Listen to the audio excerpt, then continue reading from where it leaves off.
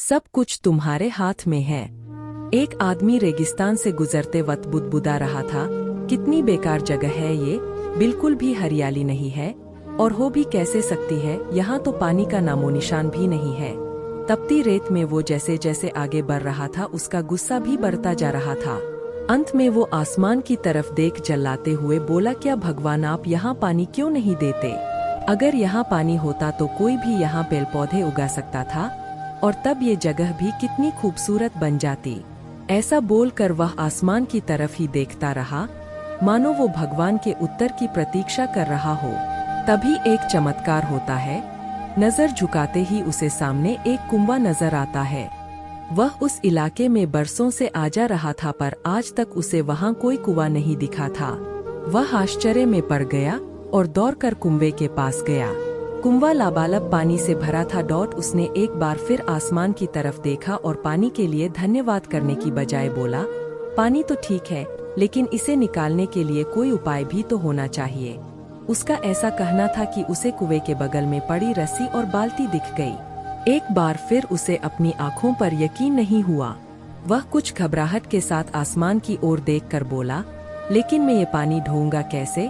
तभी उसे महसूस होता है कि कोई उसे पीछे से छू रहा है। पलट कर देखा तो एक ऊंट उसके पीछे खड़ा था। अब वह आदमी अब एकदम घबरा जाता है।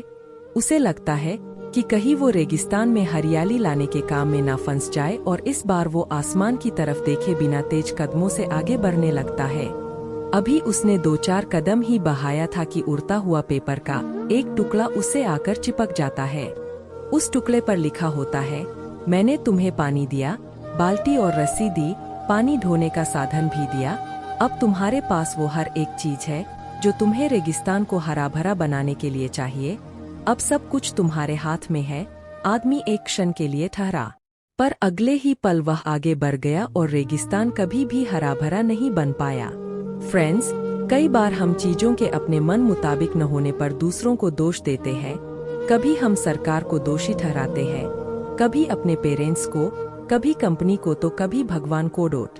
पर इस ब्लेम गेम के चक्कर में हम इस इम्पोर्टेंट फैक्ट को इग्नोर कर देते हैं कि एक इंसान होने के नाते हमें वो शक्ति है कि हम अपने सभी सपनों को खुद साकार कर सकते हैं। शुरुआत में भले लगे कि ऐसा कैसे संभव है, पर जिस तरह इस कहानी में उस इंसान को रेगिस्तान हरा भरा बनाने के सारे साधन मिल जाते हैं, उसी तरह हमें भी एफर्ट करने पर अपना गोल अचीव करने के लिए जरूरी सारे रिसोर्सेज मिल सकते हैं।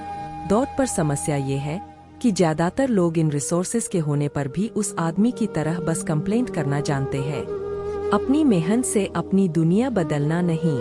तो चलिए आज इस कहानी से सीख लेते हुए हम शिकायत करना छोड़ें और जिम्मेदारी लेकर अपनी दुनिया बदलना शुरू करें, क्योंकि सचमुच सब कुछ तुम्हारे हाथ में है।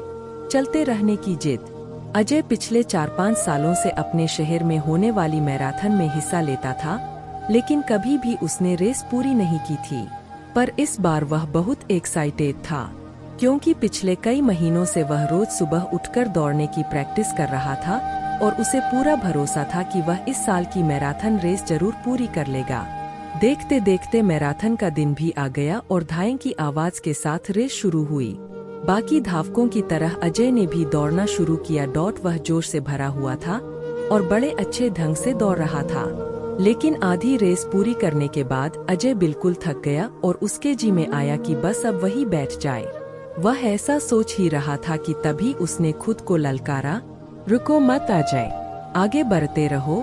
अगर तुम दौड़ नहीं सकते तो कम से कम जॉग करते हुए तो आगे बढ़ सकते हो, आगे बढ़ो। और अजय पहले की अपेक्षा धीमी गति से आगे बढ़ने लगा। कुछ किलोमीटर इसी तरह दौड़ने के बाद अजय को लगा कि उसके पैर अब और आगे नहीं बढ़ सकते। वह लड़खड़ाने लगा। अजय के अंदर विचार आया, अब बस और नहीं बढ़ सकता। लेकिन एक बार फिर अजय ने खुद को समझाया, रुको मत अजय, अगर तुम जॉग नहीं कर सकते तो क्या, कम से कम तुम चल तो सकते हो, चलते रहो। अजय अब जॉग करने की बजाय धीरे धीरे लक्ष्य की ओर बढ़ने लगा। बहुत से धावक अजय से आगे निकल चुके थे और जो पीछे थे वे भी अब आसानी से उसे पार कर रहे थे। अजय उन्हें आगे जाने देने के अलावा कुछ नहीं कर सकता था। चलते चलते अजय को फिनिशिंग पॉइंट दिखने लगा, लेकिन तभी वह अचानक से लड़खड़ा कर गिर पड़ा। उसके बाएं पैर की नसें खिंच गई थीं। अब कुछ भी हो जाए मैं आगे नहीं बढ़ सकता। जमीन पर पड़े पड़े अजय के मन में ख्याल आया, लेकिन अगले पल ही वो जोर से चीखा, नहीं, आज चाहे जो हो जाए मैं ये रेस पूरी करके रहूंगा। ये मेरी जिद है। माना मैं चल नहीं सकता, लेकिन लड़खड़ाते ही सही इस रेस को पूरा जरूर करूंगा। अजय ने साहस दिखाया और एक बार फिर असहनीय पीड़ा सहते हुए आगे बढ़ने लगा। और इस बार वह तब तक बढ़ता रहा जब तक उसने फिनिशिंग लाइन पार नहीं कर ली। और लाइन पार करते ही वह जमीन पर लेट गया। उसके आंखों से आंसू बह रहे थे। अजय ने रेस पूरी कर ली थी। उसके चेहरे पर इतनी खुशी और मन में इतनी संतुष्टि कभी नहीं आई थी। आज अजय ने अपने चलते रहने की जिद के कारण न सिर्फ एक रेस पूरी की थी, बल्कि जिंदगी की बाकी रेसों के लिए भी खुद को तैयार कर लिया था। दोस्तों, चलते रहने की जिद हमें किसी भी मंजिल तक पहुंचा सकती है। बाधाओं के आने पर हार मत मानिए।